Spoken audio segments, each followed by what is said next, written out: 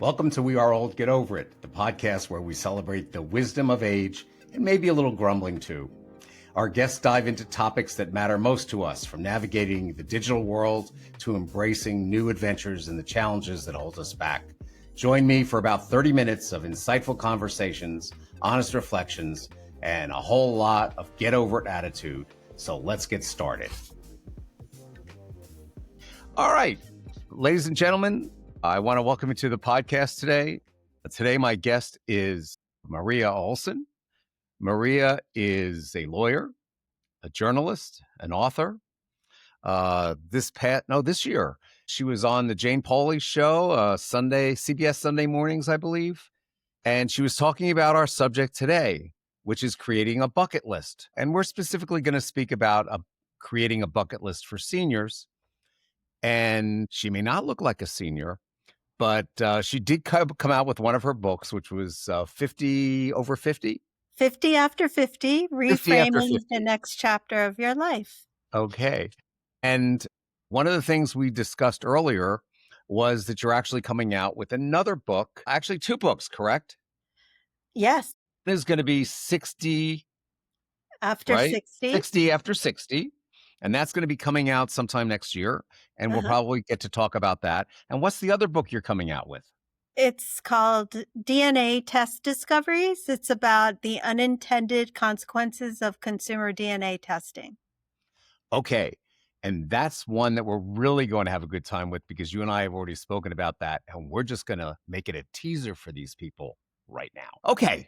So the first quote I have is, the older you get, the more you realize how precious life is. And you've had a very interesting life.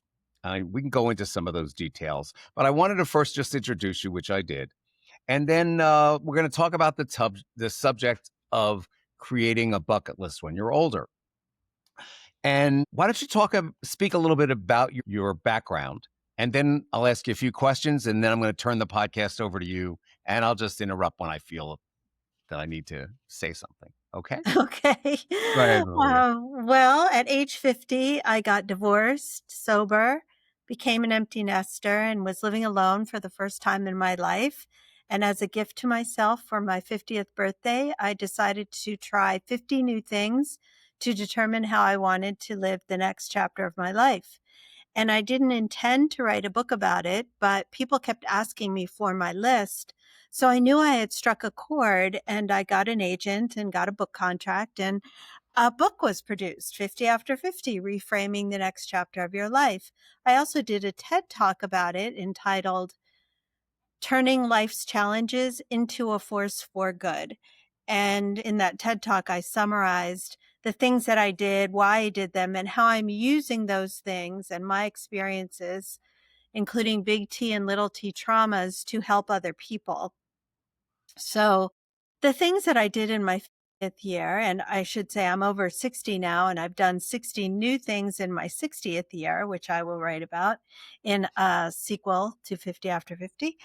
And those things ranged from spiritual endeavors to physical activities, social activities, travel and adventure, thrill-seeking ventures, learning and teaching, and a few others. And each of these things taught me something about myself. And most of the things expanded my comfort zone, and all of them improved my life in some way. So That's wonderful. Yeah, thank you. So for instance, I got a motorcycle, learned how to ride a motorcycle, got my license, and Whoa. Wait. I remember this story about the motorcycle. Where did you get the motorcycle? And what well, kind of motorcycle is it? And who is your riding partner in the motorcycle? I went to the Harley Davidson dealership near me to take lessons to get my license. And I arrived there, and all the other participants were big, tatted men, burly men who looked at me with disdain and wondered what the heck I was doing there. And I was just like, hi, yeah, I'm a mom of 2 kids, and I just wanted to learn. And they just thought I would go away. But I passed with flying colors. The Harley Davidson bikes are too heavy for me, though. I'm only about 5 feet tall, and it was hard for me to ride those. So I got my first bike was a Suzuki 350, and then my second bike was a bike with a sidecar for my dog, which was so fun to ride because little kids would wave at us, and I felt like I was in a circus or on a in a parade when I rode it. It was such fun. Good. And where did you get that bike? That was a Russian bike, I believe you told me. Yeah, an Ural. I got it, I think, probably through eBay or Facebook Marketplace. I can't remember actually. Okay. A lot of people think of a bucket list as a checklist of extravaganza or of extravagance. Like all the things that they should be doing. They have money or they may not have money, but they want to do all of these things. They may be once in a lifetime activities. Speak about that a little bit and how you address that in doing your initial bucket list of 50 for 50. Well, I don't think everything on my bucket list was extravagant, and I keep, running notes in my notes tab on my phone that includes anything that comes across my path that I would like to try, whether I saw it on TV, someone mentioned it, I read about it, or whatever. And they're just things that appeal to me in some way. Like some of the things in 50 After 50 were lifestyle changes, which included cutting negative people out of my life, people I like to call energy vampires, and surrounding myself with people who inspire me or encourage me. So that was on my bucket list, but it isn't a traditional bucket list item. People think of bucket lists as being big things like places to go or big gestures of some sort. But mine really spanned a wide variety of endeavors, including things like making meditation a regular part of my daily practice or doing a random act of kindness every day. Things like that that don't have to be big, but they really improved my life. So I did a lot of traveling and I continue to do a lot of traveling. I've visited 72 countries and I'm trying to get to 100. But I encourage people in my book and in my public speaking and just in conversation to even walk to the next town over or the next neighborhood, because walking more than driving, you get to know a place better. You get to have experiences with the people you encounter. And I've discovered beautiful gardens I never knew existed, although I had raced by them in my car hundreds of times. And it just adds to a richer experience in day-to-day living if you walk and really perceive with all your senses the beauty around you. So that's what I would say. I would say that bucket lists don't have to be extravagant. They can be, but they don't have to be impactful. Okay.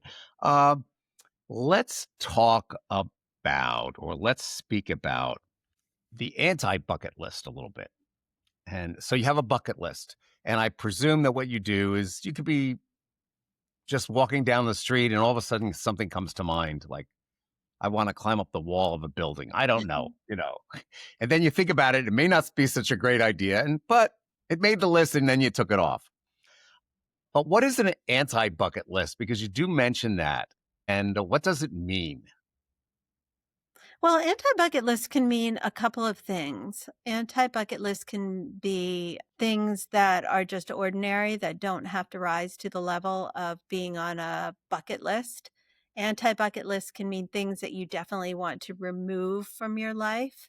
Anti-bucket list is sometimes used by people in a derisive way to say you shouldn't have a bucket list, that you should just live your life, and that it's kind of macabre to think of things you have to do before you die. But I don't agree with that because I know that at age 62, which is how old I am now, I have lived more of my life than I have ahead of me. So making the most of whatever time I have is important to me.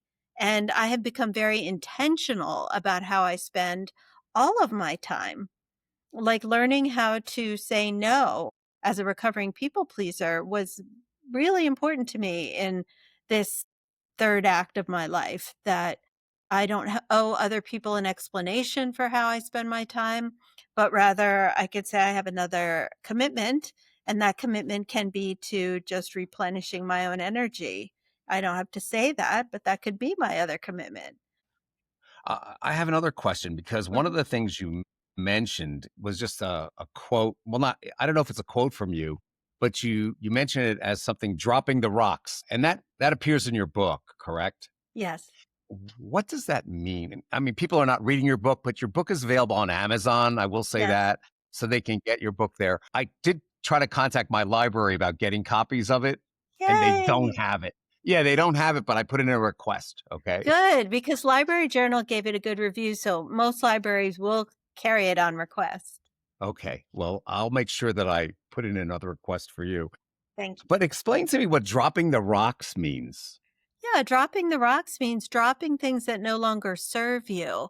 Especially in my generation, we were taught certain things like that women are supposed to be soft and not brash and not so opinionated. And that really held me back. I mean, I'm a civil litigation attorney in Washington, D.C. I have to be assertive. And even though that wasn't, quote, ladylike, I had to drop the rock of that voice in my head saying, wow, you're not really acting like a lady should act. Or, gosh, there's so many things that we are socialized to do that aren't necessarily right. So I learned in this phase of my life to follow my intuition more than all these social teachings. Also, people pleasing, which I was socialized to do, but also it was a survival mechanism for me in childhood, was something that I had to learn to give up because people pleasing doesn't ultimately serve me well. Jamie Lee Curtis has a wonderful quote. I heard her on a talk show. She said something like, I'm no longer people pleasing, and people are not pleased. She stopped, and so I stopped too, and people in my life weren't pleased about it because they were used to me being so amenable to doing whatever other people wanted, but now I'm more in tune with what I actually want. So those were rocks that didn't serve me. And then everyone experiences some level of trauma in their lives. And if you don't process it in a healthy way, it can come back and affect your life, even without you being consciously aware that it is. So I had to do a lot of work on early childhood trauma and teenage trauma. And the rocks that resulted from unresolved trauma until I was an adult in my 50s. And so I had to drop those things. I had to drop the rock of caring so much about what other people think because we can't really control what other people think. We can be good humans, but ultimately you can't control another person's thoughts. So all you can control is your actions and your own thoughts. You can't even control your first thought, but you can control your second thought and your actions. So you're saying take a deep breath before you say something. Yes. Practice the pause. I guess that's a lawyer's thing also. You want to Yeah. react to something, but you know what? Maybe I'll hold back just a little bit because of the case. And I don't know that Yes. much about it, about the lawyering part. Ex- we spoke about the letting go of things, letting go of people, but we're talking about a list that we're trying to create for people. What's the importance? You mentioned gratitude and connections. What does that mean? In other words, gratitude for you spoke a little bit about gratitude for life and connections. What does that mean when you mentioned it in your book? And what should people think of when they're creating their bucket list about the connectivity with other people and the gratitude of what they have or what they have had? Yeah. Well, one of the most dramatic things that I did was I sold many of my belongings, put the rest in storage, and moved to the poorest region of Nepal to volunteer in a school. And I lived with a family that had no running water, no electricity, used an outhouse for 2 months. And what that became for me was an exercise in cultivating gratitude. Just by dumb luck of being an American, am guaranteed health care, shelter, clean water. And those things are hard to come by in developing nations. So I think that getting out of our bubble of protection in some way, doing a volunteer vacation is a good way to do it, will help you to appreciate the many blessings in your life that you likely take for granted because you don't have to think about them very much. And if we have an attitude of gratitude as we move through our days, everything is better. If you think you don't have enough, you're never going to have enough. But if you really take the time to appreciate the people and the things that you do have, then everything feels that it's enough. You feel blessed. And wearing the glasses of gratitude as you live your life is a beautiful way to live rather than living in envy or sadness that you don't have certain things. Because there are many studies that show that once you can cover the basic necessities of life, having more money doesn't necessarily give you more happiness. So I really encourage people to get out of their bubbles as part of their bucket list activity and help other people because that's such a good way to increase your self esteem by doing esteemable acts. Also, because there's so much acrimony in our country politically, it's a good idea to get out in the world and see how other people live in harmony and how the things that bother us here may not be so big in the grand scheme of life. Like when people are living day to day on whatever they can forage, for example, you realize that you're kind of spoiled. And I didn't want to be that way anymore. I wanted to give back. I believe that to whom much has been given, much is expected, and that we should all try to make the world a better place because we're here. Well, I think in the discussion you just had a moment ago, uh, you came up with another title for a book for yourself, Yeah, what's that? Attitude of Gratitude. Yeah. Okay, let's talk about some practical tips and calls to action for people, for someone listening who feels overwhelmed, which a lot of people do when they think of a bucket list. They're thinking of extravagant things, Mhm. uh, or they don't know where to start. What are three practical tips you would give people to begin creating their bucket lists? And when I should they w create it? I think you should start now. None of us knows how much time we have left in this world. So what are the things that you want to do before your time is up? I mean, my mother died of a freak accident she had this summer. She was in relatively good health. We didn't know we were going to lose her. And so do it now. Now. Now, what to do? Get a piece of paper, a notebook, a journal, or use your cell phone and start making a list of things you want to try before your time is up. Think about anything, big or small, that you want to try. A new recipe, new place in the country you want to see before you die, people you want to meet, forgiveness you need to seek, anything.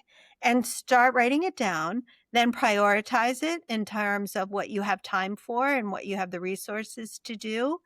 And then keep consulting it. I keep a dynamic list on my phone that I add to and I subtract from as appropriate. So start writing things down now so you don't forget. And then possibly get an accountability partner, someone you can bounce ideas off of and someone who can keep you moving forward. Because when we have someone, maybe you meet a friend for coffee every week or even every month. I recommend more than a month. A week is good. And then you can talk about what new things did you try this week? And you each may give each other ideas, but you'll want to have something to say, which will propel you to actually do something. So I would say your life is happening right now. It's up to you what you do with it. That's true. That's true. What would you say is the biggest takeaway you want our listeners to have about creating bucket lists in their senior years, like Okay. you're doing? Well, many of us were socialized, especially women, to think that we need another person to complete us, or some Prince Charming like figure is going to come and heal our lives in some way. But that's just not true. It's not true. We each are personally responsible for our own happiness. So it's up to you. You alone have the power to improve your life. If there's something about your life that you don't like, it's up to you to make a change, big or small. And if you can't think of what to do, get a therapist or a trusted friend to bounce ideas off of. A lot of therapy is available online. There are even helplines 24 hours that you could talk to someone about. Or there are life coaches who will really help you delve deeply into what's missing in your life and how to go about changing it. So there are many ways to go about it, but I think we each likely have the capacity to make a list, prioritize it, and start doing some things to add joy to your life. Okay. Then I have a couple of other questions for you. First Mm. one is your initial bucket list. How many of the items, what are, let's say, two of the items or three of the items on that list that you have not done that you're somehow going to do or you plan to do? Well, I'm really afraid of heights, but I am going to go skydiving. I Okay. just don't know when. Probably for my 70th birthday, maybe my 65th, maybe. So that's definitely something I want to do, and I want to get dive certified. I've done probably a dozen dives, including the Great Barrier Reef off Australia, but I could only go to 30 feet. I saw beautiful, amazing things, but I want the full certification. So those are 2 things that I want to do that I haven't yet done. Okay. And now also you're doing a new list or you're doing a new list all the time. Mhm. Give me two things that you've recently in the last 2 weeks added to your list, or maybe I'll give you more time. How about in the last month, what you've added to your list? All You right, getting your list? yeah, I'm just gonna look at my list and see Okay, what's on take your there. time. Well, like you said, I am constantly adding and subtracting from my list, adding ideas as I hear things. I listen to a lot of podcasts and TED Talks, and YouTube videos because I think there's so many great ideas out there. I don't have to be the one to come up with them. So travel is huge on my list. I love the way how travel gets me off the hamster wheel of life and increases my perspectives. So I'm always adding places I want to go. And a friend of mine is currently in Malta. And I don't know a lot about Malta, but the pictures just look amazing. So Malta has been added to my list, well, I want to see the Great Pyramids of Egypt and the Sphinx. So Egypt, Morocco, Canary Islands, Cape Verde, I've been to every continent, but I haven't been to the Arctic Circle, but I have been to Antarctica. So Mhm. I'm constantly adding places that I want to go. I have 11 more states in the US I need to visit. I just actually made a reservation to go fly out to one that I've never been to, which is I have never been to New Mexico, so I'm going there this spring. So those are on the list. I'm doing another TED Talk. I'm excited about it. It has to do with DNA testing, kind of a summary of that upcoming book. And Mhm. I want to do a better job than I did my first time. My first time, I was so nervous. So this time, I have resolved to really just enjoy the experience. Right. We had spoken about your upcoming book, and I don't want to give out any information. I want to wait so we could discuss it in the next podcast. But Okay. yeah, that's great. This was just wonderful. Um, Thank you for joining us, and I look forward to our next podcast. And I look forward to people responding to your podcast, and I'm hoping that they start working on that list that they should have. Uh, any closing statements you want to make, Yeah, I will counselor? say take a loo take a look at my book because in the back there are some lists of things you might wanna try, including lists from some friends of their own lists, and, on my 50 After 50 Facebook group, we share ideas about bucket list items, and go to marialeonardolsen.com to see lists of my events and my blog posts and lots of other fun things. Okay. I will put that information on our podcast on our website so people have that. I don't put your phone number on there because it's bad enough that I call you. But if you're coming to Florida, you let me know. I don't know if I would like to jump out of a plane, but maybe you and I could do that one Okay. of these days. Again, I just want to thank you for being here.